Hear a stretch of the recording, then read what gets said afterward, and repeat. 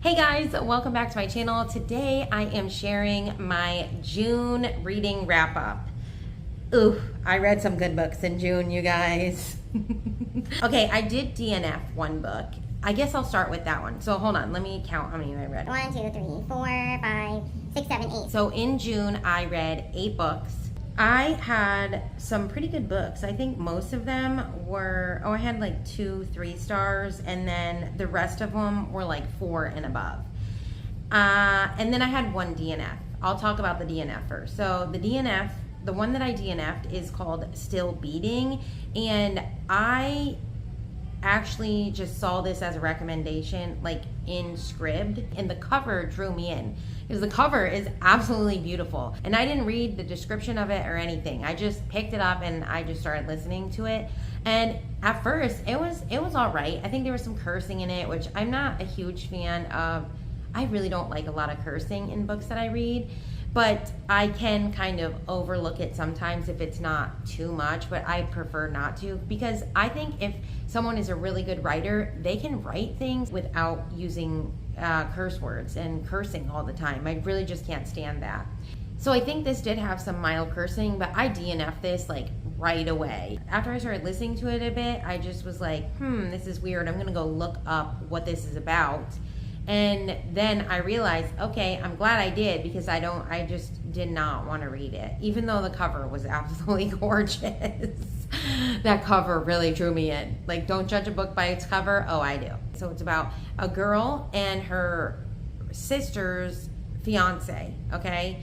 And they were all at this bar, and the sister and her fiance end up leaving. And then she's there, and then she's talking to this guy, and then she ends up leaving. She realizes that she's too drunk to go home and drive home or whatever, so she calls her sister, and her sister obviously was wasted when she left, so she couldn't pick her up, but her sister's fiance came to pick her up, and they're like rivals. They don't like each other. She like can't stand him, and he picks on her and stuff like that, but he ends up coming to pick her up. So he picks her up, and then they both get taken by this man.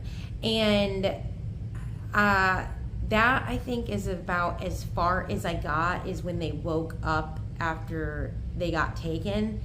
And then I started looking into it. But pretty much, they go through some really crazy stuff. He witnesses the guy do awful things to her. And then I think they escape.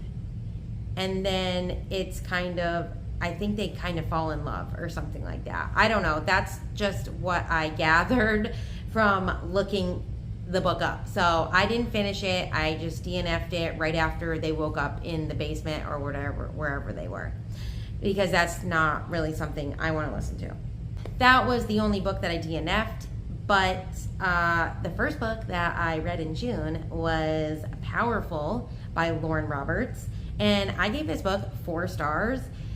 I gave it 4 stars because it's a novella and it's really short, but it was so good. So if you don't know anything about Powerful, it is a novella which is told in the same timeline as Powerful.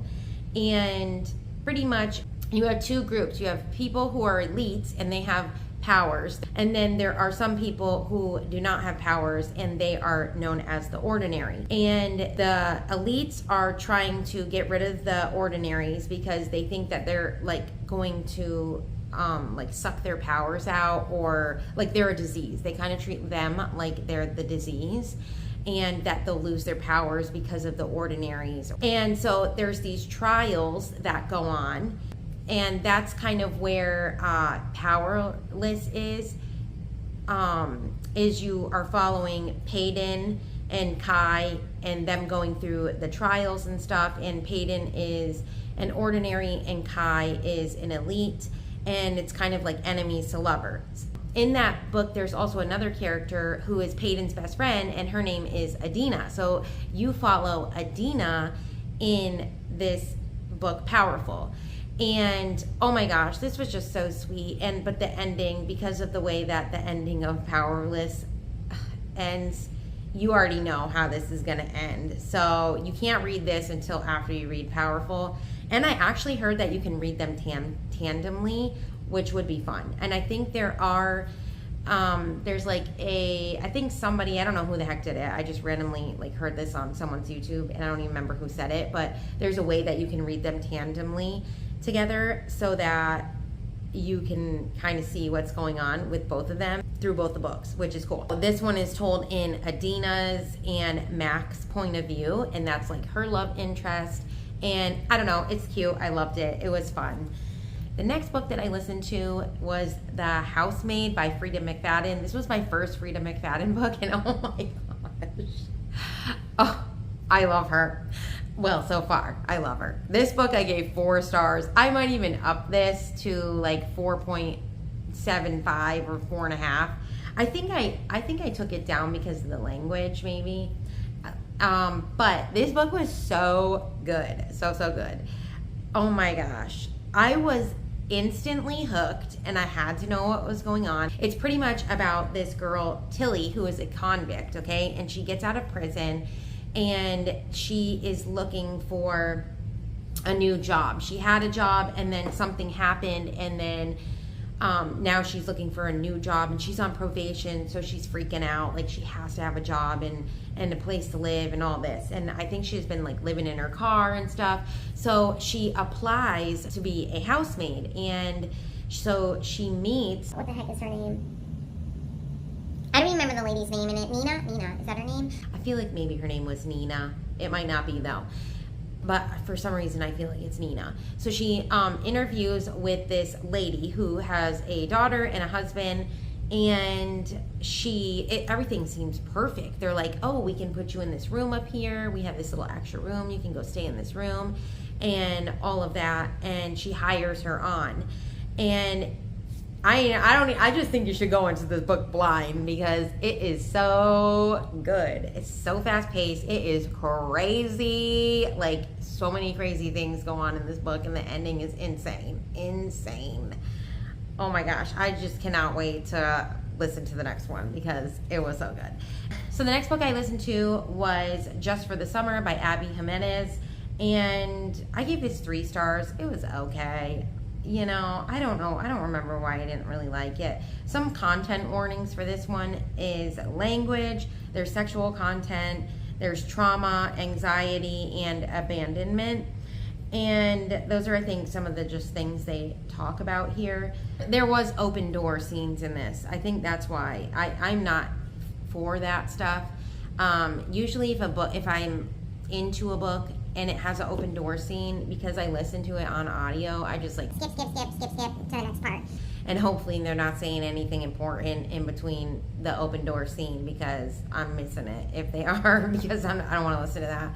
This book is about, I don't even remember their names, but there's 2 characters. It's told in duo POV, which I love that. That's probably my favorite type of book to read, is when books are told in 2 different point of views, because I just eat that up. I love it so much. I love knowing what is going on in the other person's head. So, I mean, I did give it 3 stars, so it was okay. Like, it wasn't terrible. This guy has a blog or something, or Reddit or something. I think maybe it's on Reddit. He's talking about how every girl that he has dated, when they break up with him, they end up finding their soulmate and getting married. And the female main character also has that problem. So she ends up seeing his Reddit, and then her friend's like, oh, go message him, and maybe you guys can date, like fake date each other, and then maybe you'll both find your soulmates after. So it's pretty much about that. They kind of like date, and then the rest it's like a romance between them. So it's kind of like fake dating. The next book I listened to was Things You Save in a Fire by Catherine Center. Oh my gosh, you guys, this book was so good. I gave it 4.75 stars. I would have probably given it a 5 stars if it didn't have, I feel like maybe there was a lot of language in it, and that's why I took it off. This book is about Cassie, and she is a female firefighter. She's kick butt. She is definitely a strong female character, and I really liked this book for that. Like, she was amazing. I loved her.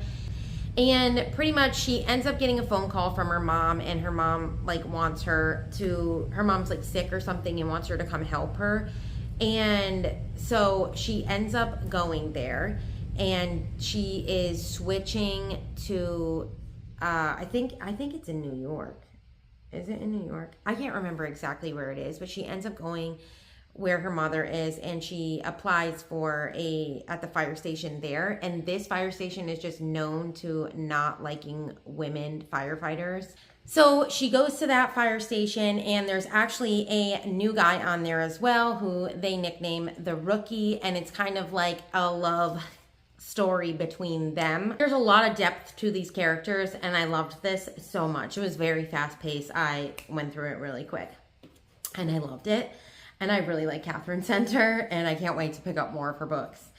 So the next book that I listened to is called Never Miss, and this I gave 3 stars, and this is a Christian fiction suspense. This is about Candace, and she is a former CIA sniper, and her family are assassins. And she ends up saving this guy Landon's life, who someone's trying to kill him. So because she was a former CIA sniper, she ends up staying with him and kind of helping him out on whatever he's trying to do, which I can't remember what it was. But, oh, he's trying to figure out something about a virus, Ebola virus. So there is, like, I think an outbreak that's going on maybe. Or there is going to, someone's trying to weaponize Ebola or something like that. The storyline was interesting, but I feel like this was kind of like insta-love in a way. And I'm not, I mean, sometimes I guess it can kind of be well done, but not really. I don't really love insta-love. I don't know. It was okay. What I did like about this story is there was a lot of redemption in this story, and I loved the cat that followed her. I think it was her cat. I liked the cat. So yeah, there's that. So the next book that I read is called My Story by Elizabeth Smart, and this is actually a memoir. And I really enjoyed this. I'm not going to rate this because this is someone else's story, and she narrates it, which I really love it when the person, if it's their book, that if it's a memoir, I love it when that person narrates their own book, because it just makes it more real when that person is narrating it. And I thought she did a great job narrating it. This is about her being kidnapped right from her room, and I had like nightmares after this book though. I mean, I'm like, I like reading stuff like this because it interests me, and because this book was so I feel like this book was very powerful in the way that she did not become a victim of what happened to her. She decided, yes, this happened to me, this terrible, terrible thing. I mean, oh my gosh, like, oh, you want to talk about trauma? And this story, everything that she went through is so incredibly sad. Like, oh, she got taken in the middle of the night right out of her room, and the guy who took her brought her up into the woods, and she was there for 9 months. Well, not in the woods for 9 months up in the mountain, but most of the time she was there. And she was like only 12 years old, I think. And he did awful things to her. His wife lived up there with them, and they just lived in a tent. And it was just so sad. And it just really disgusts me how evil people can be. But then here on the other side, what I really liked about this book is that she ends up, like, she doesn't become a victim of this, which I feel like that it, like, everything that she went through, she could have easily became a victim, and her life could have went down a totally different way. But she decided, I'm not going to be a victim of this, and she moved forward with her life. Now, did she probably go through a lot of things? Yes. She does have another book, and I thought about listening to that one because this one was so good, and it was so heartbreaking and sad, but I don't even know. It was very hopeful too, because of just how she survived this. And then she, even though she is a Mormon, and Mormons believe differently than Christians, she still like never blamed God for her being stolen. And which I think a lot of people, when people go through bad things, they just instantly want to blame God. They just want to blame God.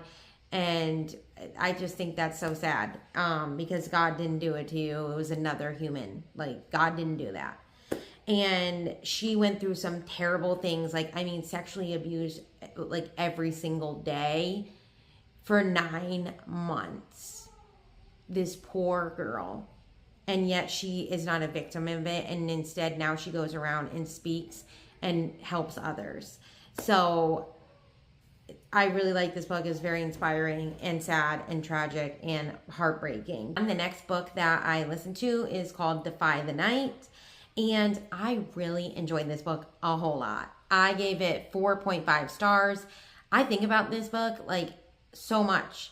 It is YA, but I would not let I have a 14-year-old and I would not let him read this just because, well, first of all, I'm currently reading the third book and there's content in there I definitely wouldn't want him reading.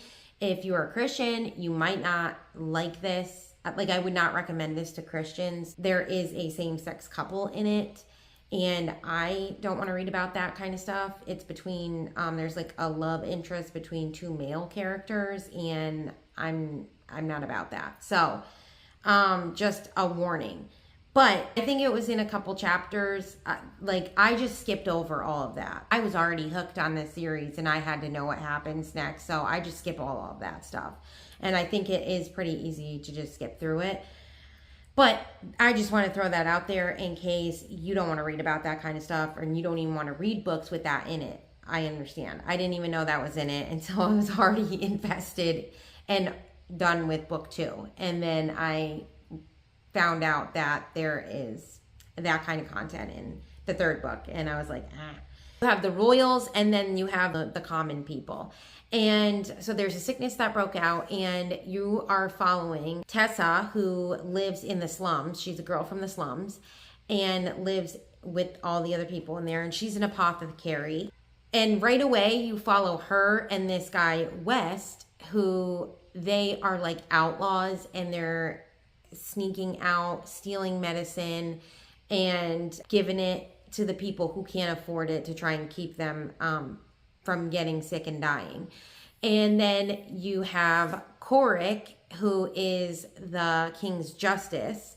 And then you have Ariston, who is his brother, and he's the king. It's pretty interesting because the brothers, their parents were assassinated. And after that, they didn't trust like anyone. So they have like huge trust issues because their father was known as like a really good king, and he loved the people and stuff like that. And the brothers, they love the people, but they're also like, they don't know who they can trust. So that kind of, I don't even know. I don't even really I feel like it's best to just go into this not knowing what happens, but it is good. It is good. I really like it. I love that you get to see the different POVs of each group, because like from Tessa's side and from Korik, because they each are coming from different places, because Tessa's father and mother were killed right in front of her. So she's like pretty much alone, and except for her best friend Wes, who she met the day that her parents died. And they have been sneaking around together, trying to give people moonflower so that they don't die from the sickness. And then, so you get to see inside of, the common people and everything they're dealing with. You get to kind of go through their thoughts and understanding of things. But then you also have, like, in the kingdom, you get to see the point of view of Korik, which is a different point of view, and all the stuff that him and his brother, because of their parents being assassinated, they had to just jump into this role here, and they've lived in just, they didn't get to really grieve. They had to jump into this role. His brother had to jump into this role as king. He had to jump in to this as the king's justice, trying to get everyone to abide by the law, and he has to like lock people up in the hold, and he has to kill people and all this stuff who are breaking the law. I thought it was very fast paced. I really love it. There is a romance in it, which I absolutely love. I don't know, guys. It was really good. I really enjoyed this book a lot.